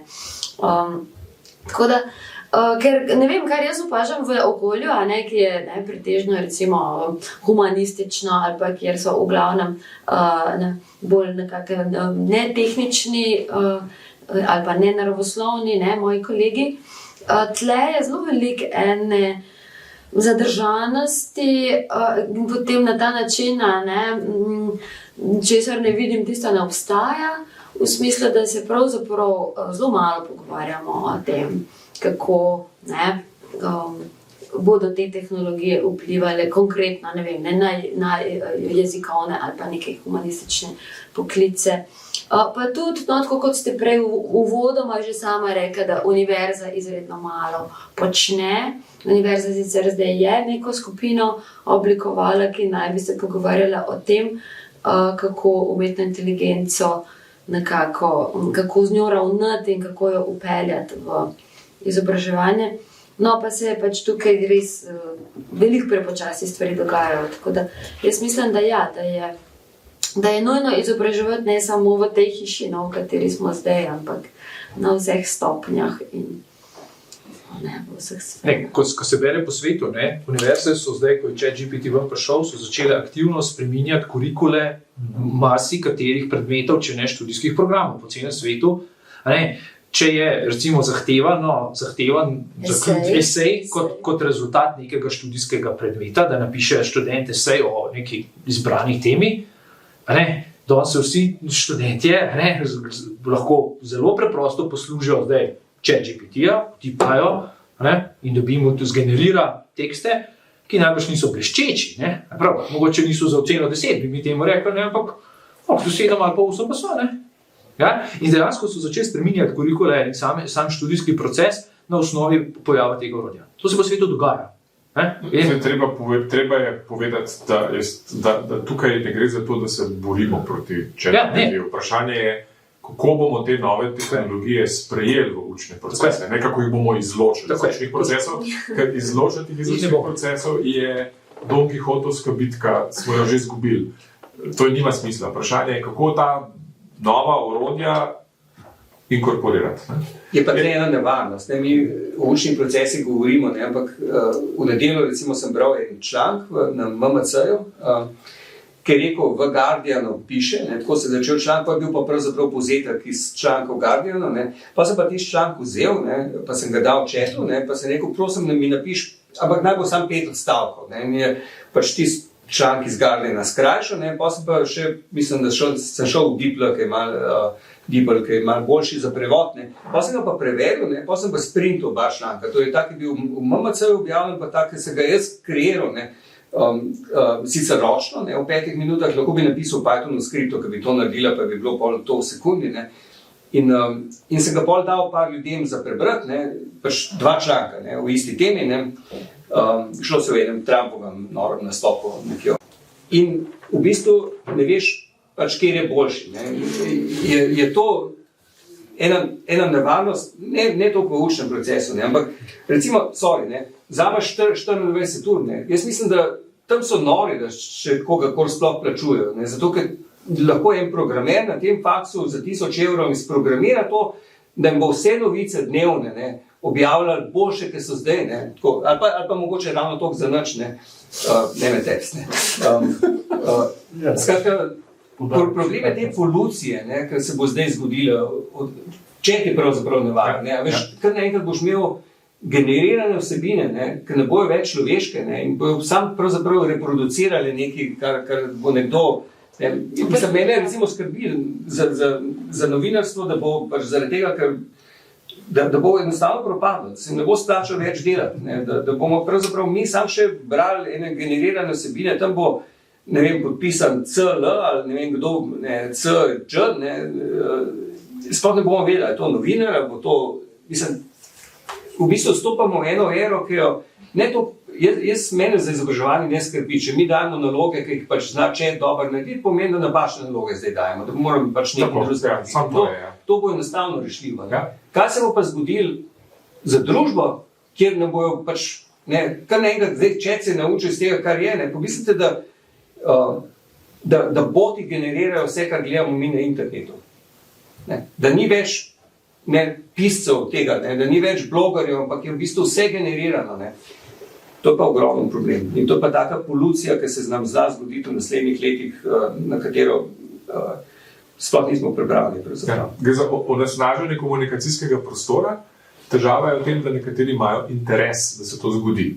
In da manipulirajo. Tako. In da mnogi nimajo filtrov, da bi to nekako, da bi prepoznavali in ločili. Koliko časa bomo lahko še mi to recimo, da si strokovnjak.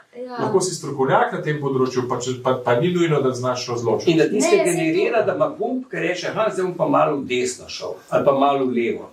In to bo firma, ki bo imela ta gumb. Vsi boste brali zadeve, ampak malo se bomo nagnali v to smer.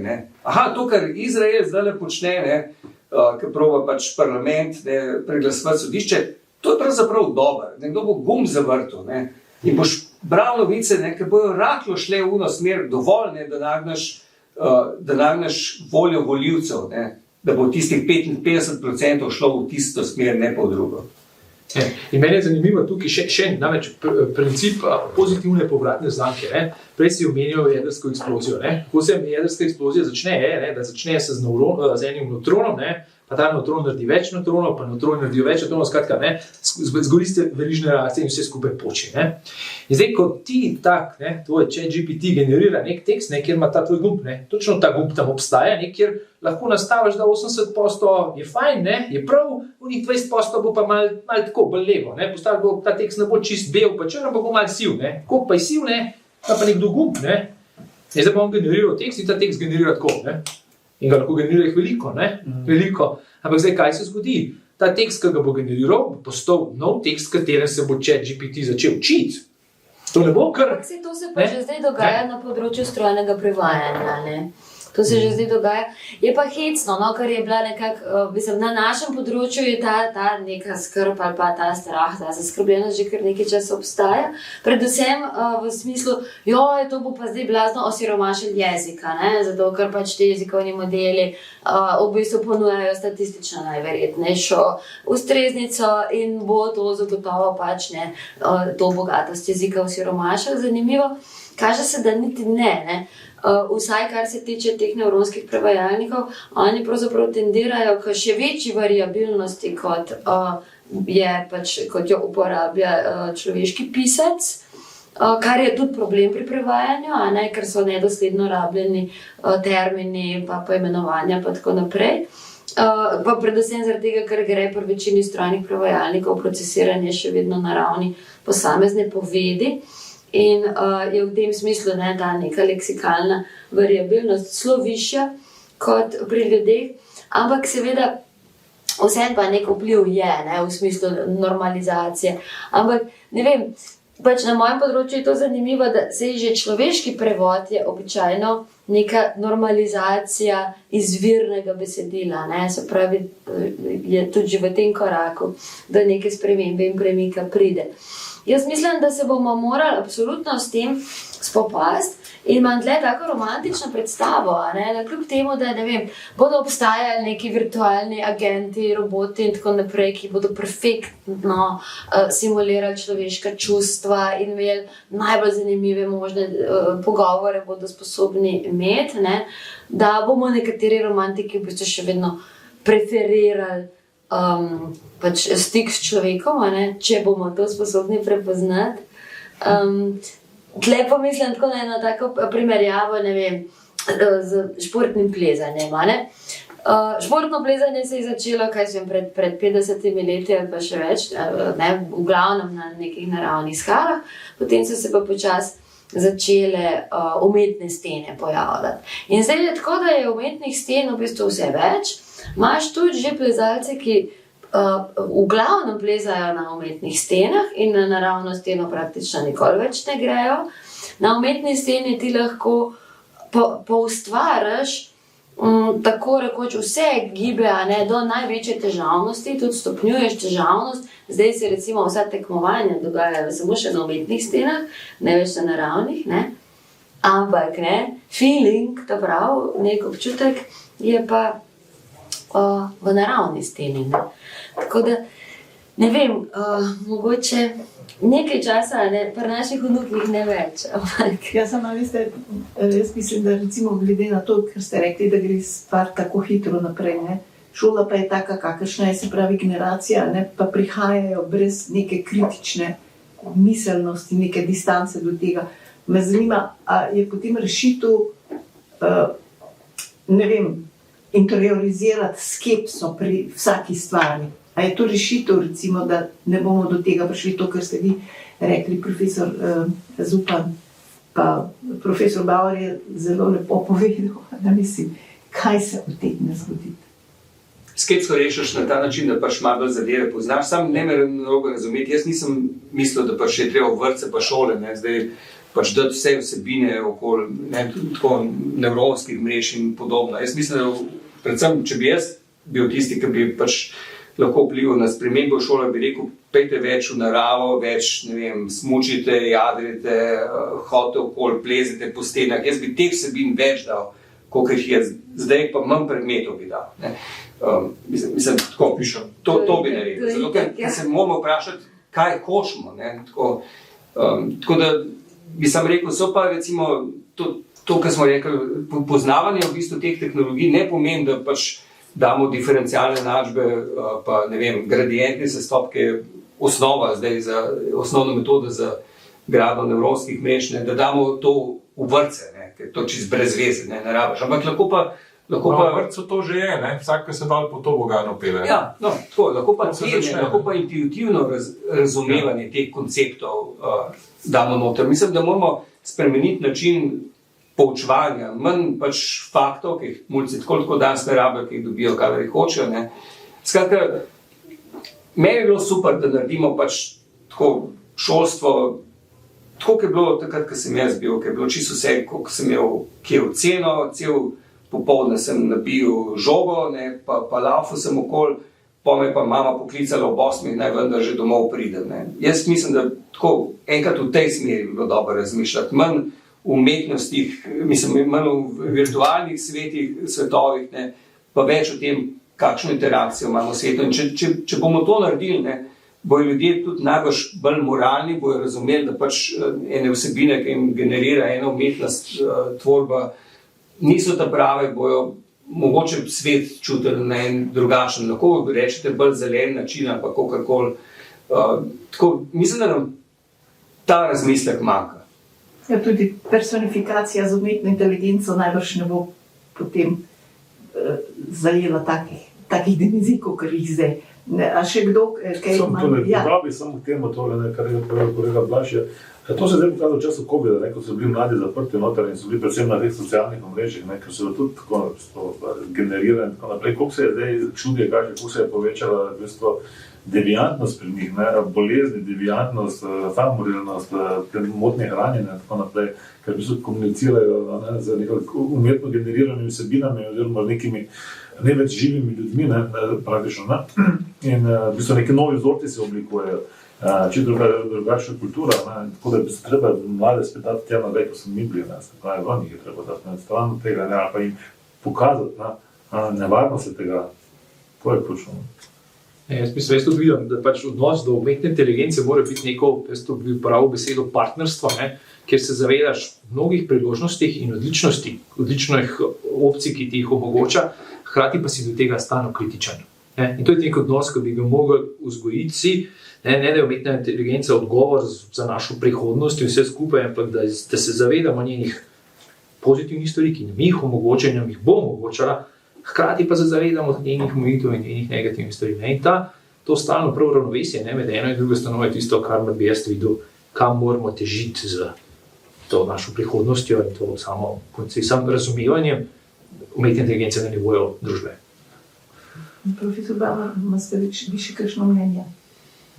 Ja, jaz mogoče sam povedal to, da slišite, da nas je zelo strah. Mene osebno ni ne vem koliko strah tehnologije. Jaz se zmeraj poskušam spomniti, primerjati situacijo, v kateri smo mi s kakšno drugo zgodovinsko situacijo. Pa ne vem, mogoče mi lahko kdo tukaj pove, ampak a je zdaj ta situacija, v kateri smo kvalitativno toliko zelo drugačna od nastopa elektrike, avtomobilov, zdravil, televizije, ker verjamem, da se vsaka nova tehnologija zdi kot da je povsem drugačna od vseh prejšnjih. Da zdaj bo pa vse čisto drugače. Tisti strah, ne? Življenje gre še zmeraj naprej, ne vem, mislim, da... Tisti strah, ki je, ne, ki ga je Blaž prej nastavil, ne? Blaž je šel prebrati informacije o Guardian, ne? Neko revijo, ne? Ki zdaj zaupaš kot vir informacij. Ne? In jaz tudi imam svoje izbrane revije, ne, ki jih berem, in jaz tisti, kar preberem, temu v glavnem hočem verjeti. Skratka, jaz rabim nek input informacij, s katerim jih izhajam in potem sam naprej sklepam. Ampak če mi te vire ugasneš, pa res ne vem več kaj. Sej ne bo noben ugasnil. Preveč jih je, ne? Preveč jih bo. No, mogoče jih ne bo ugasnil, prav. Mogoče jih bo pa zabrisal. No, mene pa skrbi, no, ravno to, ja. Cambridge Analytica je to bilo prej. Mene pa to skrbi, da je bodo znali vse bolj manipulirati. Cambridge Analytica absolutno je bil že prej. In sicer takoj, ko je nekdo znal zelo poceni natisniti veliko politične propagande, je bil to tisti težje je bilo, zdaj pa sam trenutek. Zdaj pa pomislim, da je pa nekdo gumb obrnil. Pa 10 ljudi poslal, pa so malo razdelili po mestu. Ampak ko sprašuješ, ali je bilo kaj prej? Bilo je prej. Ni bilo čisto isto. Ni bilo na tej skali. Ljudje so nasedali, na propagando, so fajn nasedali. Ja, pa zdaj lažje. A veš, v mojem času je bil dnevnik, časopis, ki so ga brali tisti, ki niso pač želeli preveč vključiti možgane. Delov so pa brali tisti, ki so se bolj poglobili. Zdaj pa postal dnevnik, tisti, ki ful morajo razmišljati zraven, pa razna druga časopisa, ki jih jaz prijem v roke, si zamislim, zakaj pravzaprav sploh papir porabljam za to. Ja, ni tako, se ena taka sprememba je, ki pač je. Tako, mislim, nismo se mi ponaumali, ampak nekaj se je pa spremenilo v družbi. Absolutno je težava v tem, da smo ljudje vedno isti. Tehnologija je pa gre naprej. Odtot tenzija. Ker se počasi spreminjamo, mi se spreminjamo s hitrostjo evolucije. Ne? No, to tudi ta generation gap, tako da vse te zdaj pobožne želje, ki so bile izrečene, otroci ne grejo nazaj v naravo, pa negujmo pristne človeške odnose, pa tako naprej. Ne? Pa ne vem, kritično, bodimo kritični do umetne inteligence. Koliko od nas, ki tukaj v tej sobi sedimo, ve natančno, kako delujejo Googlovi algoritmi, ki jih Google uporablja pri enem navadnem searchu, ki ga uporabiš, ne vem, 20-krat, 200-krat na dan, no. Jaz mislim, da pač ni problem jih poustvariti. Enkrat sem celo vedel, mi je nekdo povedal, kako delujejo, pa sem rekel, se to pa bolj simpel, kot sem mislil. Vse se verjetno tudi skozi spreminjajo. Če je dovolj elektrika v Sloveniji. Ja, elektrika problem. Da lahko to samo Google naredi, je problem. Pa tle smo že bili. Vse zato je treba, recimo, v takem okolju, ki smo mi, jaz tle gledam, ne vem, na kameri se ne bo videla, ampak ful lep pogled imamo. Tam so grade vidne. Štorkle letijo mimo. Pa štorkle letijo, pa tle polja, veš. Jaz sem dosti hodil v Ameriki, mislim po Ameriki, sem bil mesec dni nazaj. Tega pogleda, mislim, najbolj mogoče kje v Colorado, ampak v Houstonu, kamor hodim, tam se otroci ne igrajo zunaj, nikogar ni v naseljih, ne vidiš nikogar zunaj, nikoli, pa je bila super temperatura. Kolesaril sem, ampak koles je silno malo za 4 milijone ljudi. To, kar sem opazil pri vzorcih, je to, da je Evropa vedno 10 let za Ameriko. In jaz ne bi to, kar te pa res rad, da bi mi stalno pač njim sledili, ampak bi rad, da pač mi obdržimo to, kar je naše. Rad bi, da pač drugače razmišljamo. In če bomo sam, ne vem, sledili temu, kako oni obrnejo gumb, tja ne bomo šli. Ja, končajmo s temi vašimi mislimi. Res, mislim, da ste bili res imenitni. In marsikaj ste povedali, kar ne samo intelektualcem ali pa recimo tem kognitivni eliti koristno slišati, ampak tudi res najširšemu občinstvu. Hvala vam.